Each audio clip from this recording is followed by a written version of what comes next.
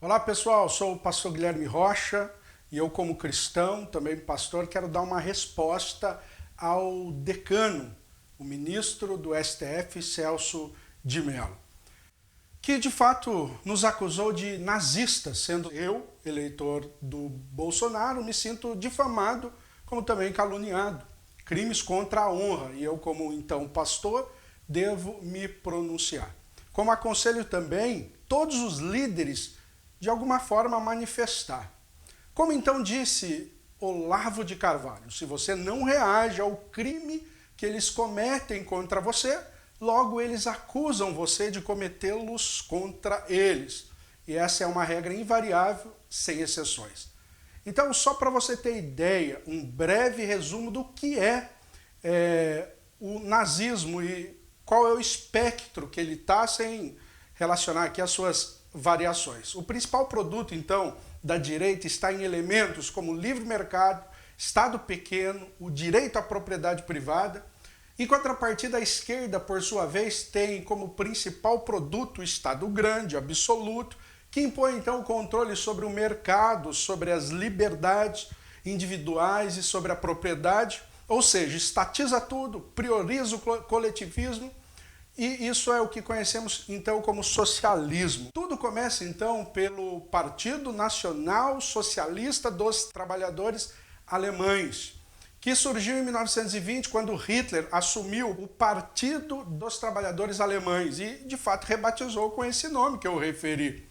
Pensemos então, se o pai do nazismo batiza o partido como socialista, qualquer tese que define nazismo como de direita deveria ser, no mínimo, questionável devido à sua etimologia. Mas as semelhanças entre nazismo e socialismo não param então por aí, pois todo o embasamento nazista teve o seu princípio em Marx como origem. Vejamos então, o controle de preços adotado pelos nazistas, em oposição ao capitalismo, que é o livre mercado, a crítica também a esse livre mercado é uma característica, então, nazista marxista.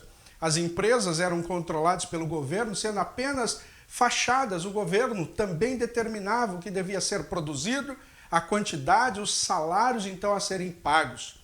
As empresas privadas e os empresários eram meros fantoches do Estado. Isso está no item 13 e 14 do programa nazista, que foi publicado em 24 de fevereiro de 1920, em Munique.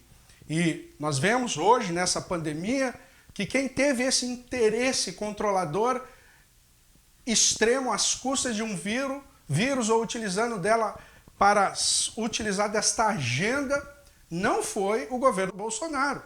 Como também outros princípios do nazismo é o controle da imprensa, aliás, que sempre esteve na cartilha do PT, claramente visto nos últimos dias pela perseguição da imprensa que apoia o Bolsonaro. O item 23 do programa nazista, juntamente com o inciso 1, 2 e 3, são claros de controle absoluto da imprensa, bem igualzinho aos mandamentos socialistas.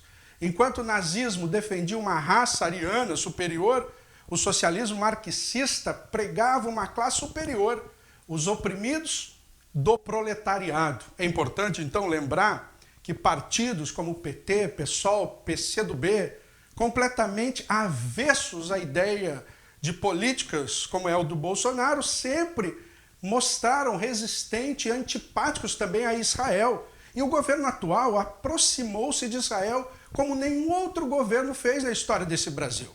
O nazismo implantou um Estado totalitário absoluto no melhor estilo leninista.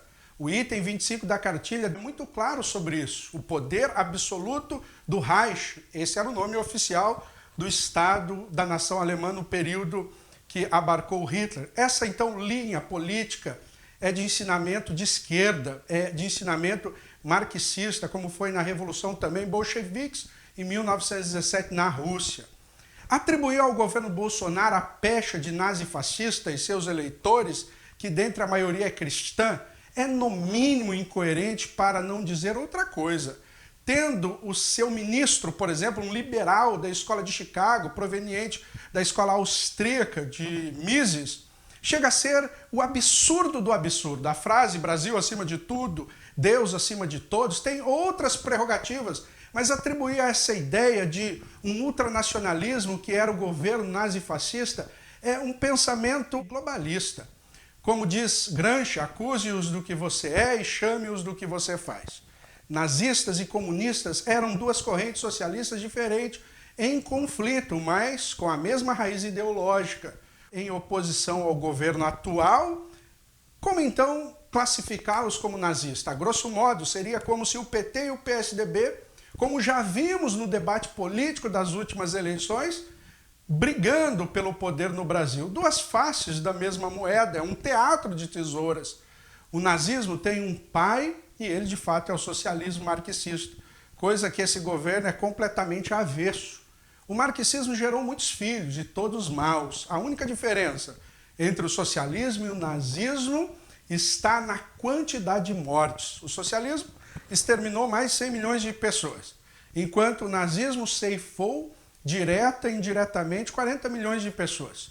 O fato é que mesmo Hitler, pregando contra o comunismo, seguiu religiosamente a cartilha de Marx, incrementando com suas ideias psicopáticas como a de Marx. Conclusão histórica: o nazismo é de esquerda, pois por mais que a esquerda grite como está gritando hoje, são especialistas em narrativas, mas contra fatos históricos não há argumento. Classificar indivíduos, como foi o caso do Celso de Mello, como nazifascistas, é muito estranho e até mesmo desonesto e chega a ser imoral.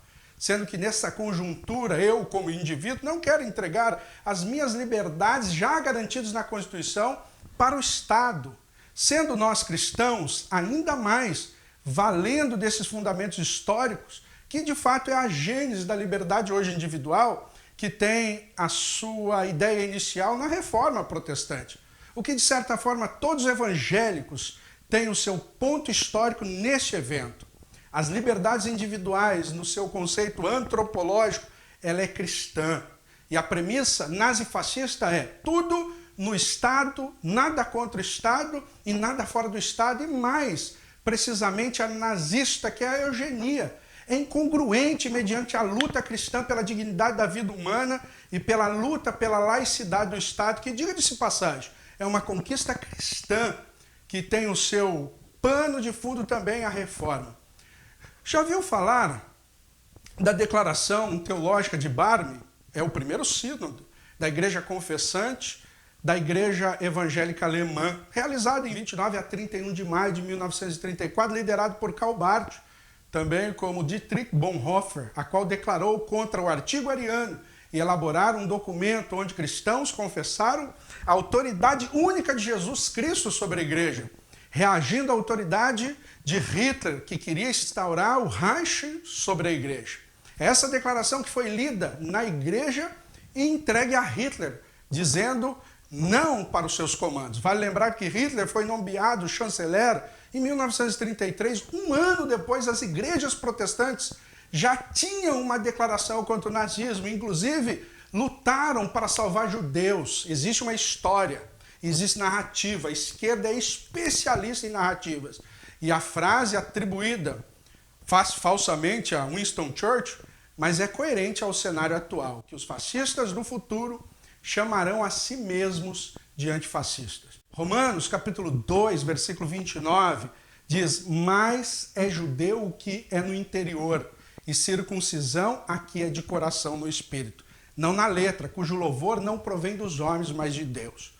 Romanos, capítulo 4, versículo 12 diz: fosse pai da circuncisão daqueles que não somente são da circuncisão, mas também andam nas pisadas da fé que teve o nosso pai Abraão, que tivera na incircuncisão. Gálatas, capítulo 6, versículo 16, diz que todos quanto andarem conforme esta regra, paz e misericórdia sobre eles, sobre o Israel de Deus. Aqui Paulo está dizendo que existe um Israel espiritual. Aqui também a Bíblia está dizendo que nós, sendo filhos de Abraão, que na sua genealogia gerou Cristo, nós então somos esses judeus. Como então dizer e atribuir esta pecha hoje para os eleitores de Bolsonaro? Seria um assinte, uma afronta contra a igreja, sendo que nós abominamos o nazismo, as suas mortes, principalmente as dos judeus, de mais de 6 milhões, e nós consideramos esse povo no sentido espiritual em Cristo Jesus. E agora nós vemos um decano, o mais velho ali do STF, sendo totalmente aparelhada por esse viés ideológico de esquerda. Nós rechaçamos isso com toda a nossa força e aconselho você também a protestar. Não fique calado mediante esses disparates vistos pelo STF. Deus abençoe, em nome de Jesus Cristo. Amém.